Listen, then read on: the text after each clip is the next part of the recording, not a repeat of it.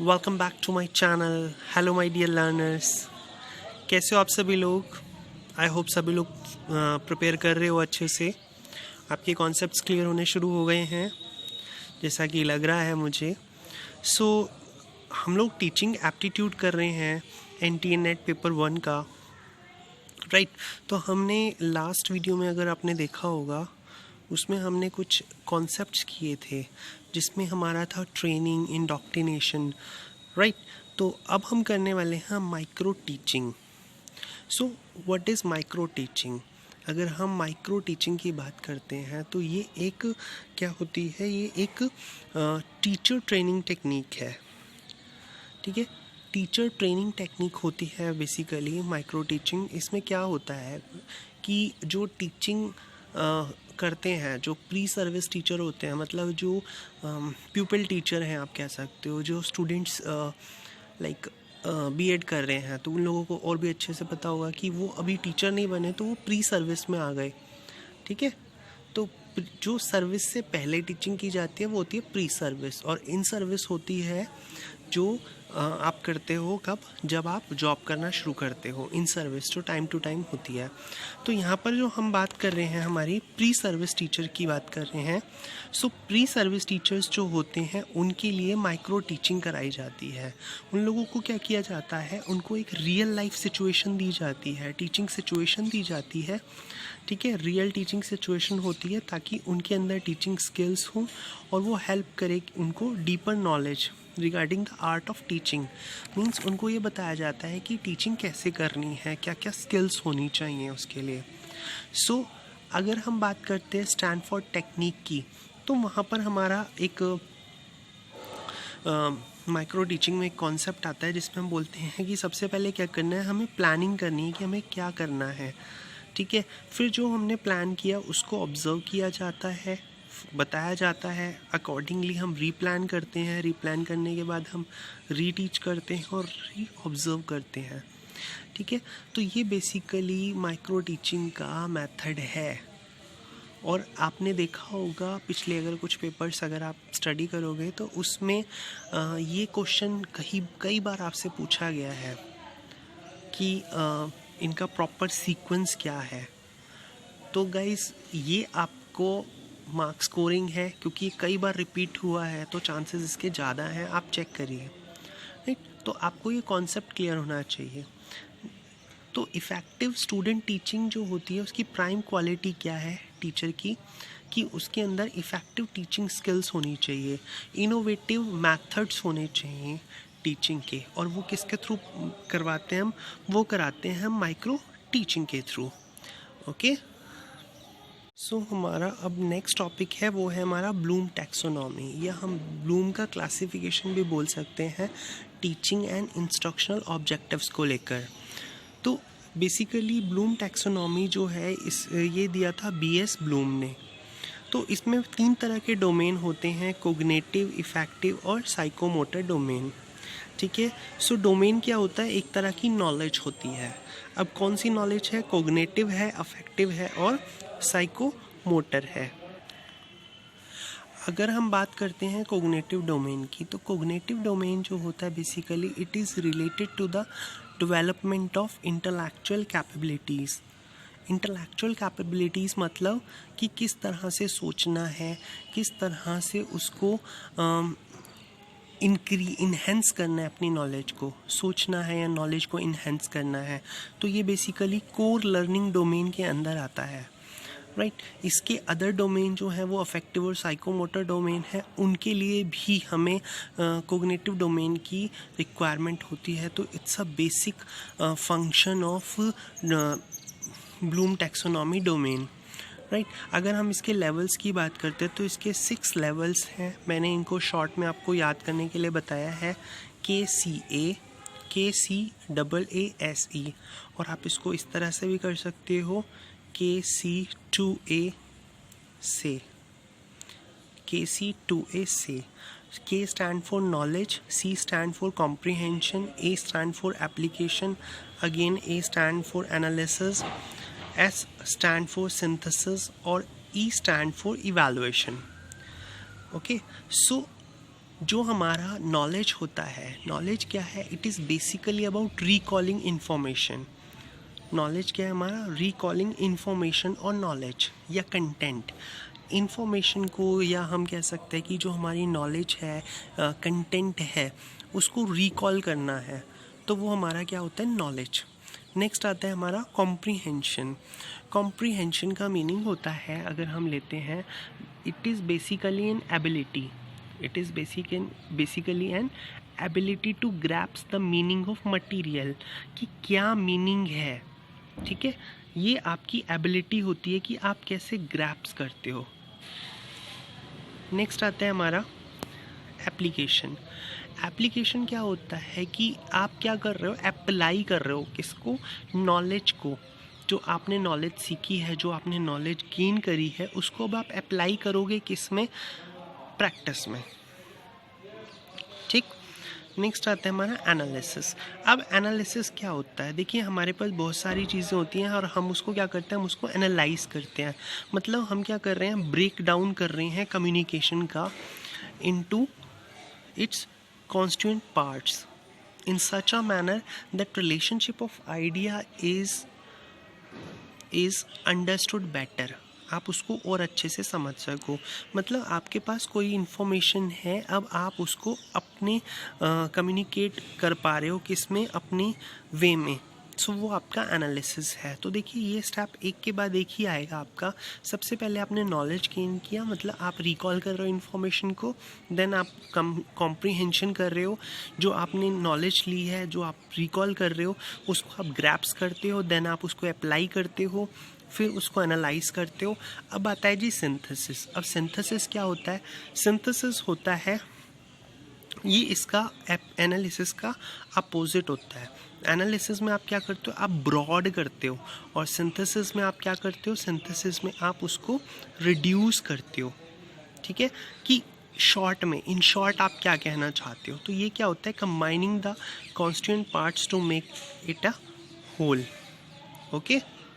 इसके बाद आता है हमारा इवैल्यूएशन। इवैल्यूएशन का मतलब होता है कि आप क्या कर रहे हो? जजमेंट कर रहे हो, इवैल्यूएट कर रहे हो। अपने पॉइंट ऑफ व्यू से अब आप उसको जज करोगे कि आपने जो मेथड यूज़ करे हैं, जो मटेरियल यूज़ करा है, वो आपका पर्पस पूरा हुआ या नहीं हुआ। राइट।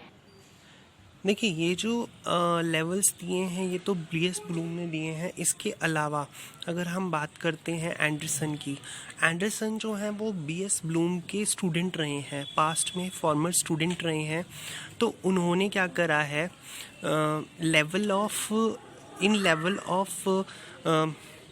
कोग्निटिव डोमेन में कुछ चेंजेस करे हैं। अब चेंजेस क्या करें उन्होंने? इनको थोड़ा सा इनका सीक्वेंस चेंज कर दिया है, जो कि अगर हम बात करते हैं तो वो क्या होता है? देखिए, यहाँ पर आता है हमारा रिमेंबरिंग। नॉलेज को उन्होंने क्या कर दिया? रिमेंबरिंग कर दिया। ठीक है, नॉलेज में हम क्या कह रहे थे? हम कह रहे थे रिकॉल करना इन्फॉर्मेशन को, कंटेंट को, तो उन्होंने उसको रिमेंबरिंग बोल दिया। देन आता है अंडरस्टैंडिंग। अब जो हम कॉम्प्रीहेंशन बोल रहे थे, उसको इन्होंने अंडरस्टैंडिंग बोल दिया। ठीक है, एप्लीकेशन को इन्होंने अप्लाई बोल दिया। एनालिसिस वही है, इवैल्यूएशन है, और लास्ट में इन्होंने क्रिएटिंग बोल दिया। अब क्रिएटिंग क्या है? It's just a building a structure और pattern from diverse elements. Right. So ये बेसिकली क्या है? हमारा कोग्निटिव डोमेन है। नेक्स्ट जो आता है हमारा, वो आता है हमारा अफेक्टिव डोमेन। अफेक्टिव डोमेन क्या है? कि जो हमारा कोग्निटिव डोमेन है, मतलब जो हम इंटेलेक्चुअल कैपेबिलिटी की बात करते हैं, उसी को अब आगे अफेक्ट वे में कर रहा है। यानी एक लिटरली मीनिंग की अगर हम बात करें अफेक्टिव की, तो वो होता है हमारा फील करना। ठीक है, कुछ फीलिंग हो गई, कुछ इमोशंस हो गए, या प्रेफरेंस हो गई किसी ऑब्जेक्ट के रिगार्डिंग, तो ये होता है हमारा अफेक्टिव डोमेन। ठीक है, अगर हम एक पर्सन की बात करें, तो पर्सन क्या होता है? He is basically a rational being है, बिकॉज ह्यूमन के अंदर ये क्वालिटीज़ होती हैं, उनके अंदर लव, सिंपैथी, टॉलरेंस, कोऑपरेशन, ठीक है, इस तरह की फीलिंग्स होती हैं। तो अगर हम लिटरली मीनिंग की बात करें अफेक्ट की, तो वो फीलिंग इमोशंस ही हैं। अगर हम एक दूसरे वे में इसकी बात करें अफेक्ट की, तो वो हम कहते हैं कि it's a response to different social, political and economic issues in the form of attitudes. Okay, so affective domain जो होता है बेसिकली ये डील करता है किससे, deals with attitude, motivation, willingness to participate. ठीक है, इसमें बेसिकली होता क्या है इफेक्टिव डोमेन के अंदर कि एक पर्सन किस तरह से एटीट्यूड को, मोटिवेशन को डील करता है। ठीक है, सो ये स्टूडेंट के बेटर पार्टिसिपेशन की भी बात करता है। ठीक है, अब हम करते हैं इसके लेवल्स कौन कौन से हैं, अब हम उनको करेंगे। सो लर्नर्स, ये जो लेवल्स हैं ये मैंने इसमें इनको 5 पार्ट्स में इस तरह से डिवाइड किया है। 2RVOC, ये आप इसको बोल सकते हो R2VOC। एक होता है आपका रिसीविंग, नेक्स्ट होता है responding, V stand for valuing, O stand for organizing और C stand for characterization. Receiving का मतलब क्या होता है कि जो student is willing to listen, right, वो सुनने को तैयार बैठा हुआ है। रिस्पॉन्डिंग में वो पार्टिसिपेट भी कर रहा है। ठीक है, वैल्यूइंग का मतलब होता है वो खुद को इन्वॉल्व कर रहा है, उसके अंदर विलिंगनेस है टू इन्वॉल्व। देन ऑर्गेनाइजिंग का मतलब होता है वो किसी आइडिया को लेकर, ठीक है, एडवोकेट कर रहा है, उसके बारे में समझने को तैयार बैठा हुआ है कि किस तरह से उसको ऑर्गेनाइज करना है, किस तरह से उसको मैनेज करना है।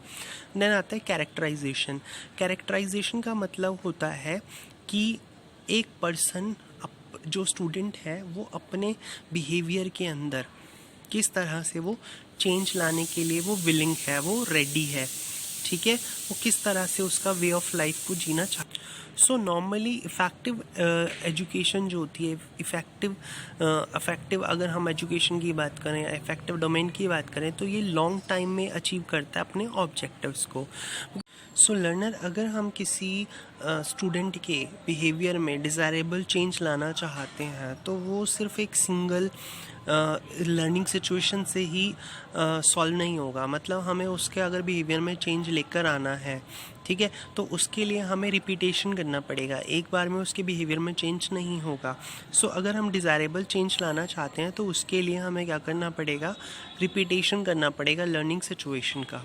ठीक है, सो जो हमारे इंडिविजुअल का इमोशन होता है या रैशनल कंपोनेंट होते हैं ब्रेन के, वो इंडिपेंडेंट होते हैं एक दूसरे से। ठीक है, और ऑपरेट भी करते हैं तो वो सेपरेटली करते हैं, एक साथ ऑपरेट नहीं होते। ठीक है, सो इंडिविजुअल के अगर इमोशंस की बात करें या उसके जजमेंटल की बात करें, जजमेंट पावर की बात करें, तो वो दोनों अलग अलग हैं। ठीक है, तो ये हमारा क्या है, ये है हमारा अफेक्टिव डोमेन। नेक्स्ट आता है हमारा साइकोमोटर डोमेन।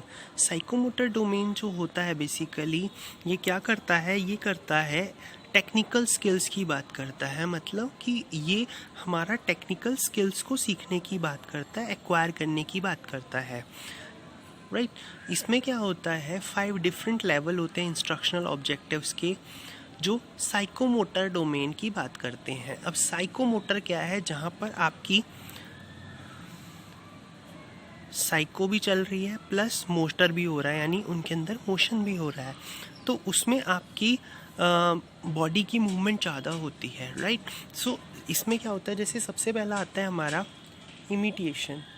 इमिटेशन का मतलब क्या होता है, इमिटेट कर रहे हो आप, मतलब किसी को देख के नकल कर रहे हो, यानी इमिटेट करना हो रहा है। यहाँ पर हम क्या कर रहे हैं, एक डेमोन्स्ट्रेशन दे रहे हैं एक स्किल का। ठीक है, कौन दे रहा है, स्किल्ड पर्सन दे रहा है और लर्नर उसको फॉलो कर रहा है सेम टू सेम। तो ये इमिटेशन होता है, मतलब हम क्या कर रहे हैं, किसी को देख के हूबहू वैसी उसकी नकल कर रहे हैं, तो वो हमारा इमिटेशन होता है। नेक्स्ट आता है हमारा मैन्युपुलेशन। मैन्युपुलेशन क्या होता है, इसमें लर्नर जो होता है मैन्युपुलेट करता है, मतलब वो टाइम टू टाइम एक्सपेरिमेंट करता है जितने भी एस्पेक्ट्स होते हैं, जैसे मशीनरी को मैन्युपुलेट करना, इक्विपमेंट्स को करना, तो ये हमारा मैन्युपुलेशन कहलाता है। नेक्स्ट आता है हमारा प्रिसिशन।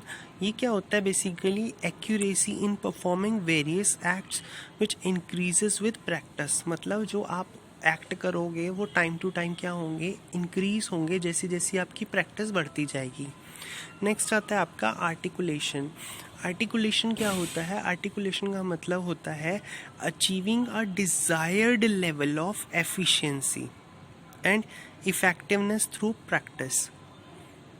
प्रैक्टिस के थ्रू आप क्या कर रहे हो, एफिशिएंसी भी ले रहे हो और इफेक्टिवनेस भी ले रहे हो, एक डिज़ायर्ड लेवल में उसको आप अचीव करते हो। राइट, नेक्स्ट आता है हमारा नेचुरलाइजेशन। नेचुरलाइजेशन का मतलब होता है कि जो हमारी स्किल्स हैं, ठीक है, वो हम क्या करते हैं, इंटरनलाइज करते हैं। इसका मतलब है कि एक individual is able to adapt and modify और डिज़ाइन न्यू टेक्निक्स और मेथड। मतलब वो पर्सन क्या हो रहा है, अपने अकॉर्डिंगली उसको एडॉप्ट कर रहा है, उसको मॉडिफाई कर रहा है, नई नई टेक्निक्स को, ठीक है, मेथड्स को अपने अकॉर्डिंगली चेंज कर रहा है। जैसी सिचुएशन आएगी उसके अकॉर्डिंगली वो चेंज करेगा, तो वो क्या है, नेचुरलाइजेशन में आता है। तो इस तरह से अगर हम बात करते हैं कि ये जो डोमेन है ये बेसिकली अफेक्ट करते हैं एक पर्सन की लर्निंग को, ठीक है। तो being a teacher, it's your responsibility to know each and every domain of this BS Bloom, ठीक है। तो इसमें आपको सिर्फ तीनों डोमेन को ही याद रखना है और इसके जो 5 और 6 आइडियाज़ हैं या लेवल्स हैं इनके बारे में हमें अच्छे से जान के रखना है, ठीक है। सो ये जो 3 टाइप ऑफ लर्निंग है, 3 टाइप्स ऑफ लर्निंग है, ये म्यूचुअली एक्सक्लूसिव नहीं है, ठीक है। इनके बीच में डिफ्रेंसिएशन होता है, बिकॉज जो अगर बिहेवियरल आउटकम की बात करते हैं तो वो अलग अलग आता है, ठीक है। तो कोग्निटिव डोमेन जो होता है वो अफेक्टिव डोमेन को, और उसके बाद अगर हम साइकोमोटर डोमेन की बात करते हैं तो वो उस पर अफेक्ट डालता है, ठीक है। सो माय डियर लर्नर्स, आज के लिए बस इतना ही। अगर आपको ये वीडियो पसंद आई तो प्लीज़ लाइक करें, और अगर आप इस चैनल पे न्यू हैं तो इसको सब्सक्राइब करें ताकि आने वाली वीडियो की नोटिफिकेशन आपको टाइम टू टाइम मिलती रहे। और इस सब्सक्रिप्शन बटन के साथ ही एक बेल आइकन भी होगा, आप उस बेल आइकन को प्रेस करेंगे तो जैसे ही वीडियो अपलोड होती है तो वो आपके पास नोटिफिकेशन बहुत जल्दी आ जाएगा। सो गाइस, अगर आपको ये पसंद आ रहा है तो इसे लाइक करें और मुझे कमेंट करके बताएं कि आपको ये वीडियो कैसा लगा, right. So don't forget, JRF हमारा है और इसे हमें लेना है। All the very very best, thank you so much, God bless you.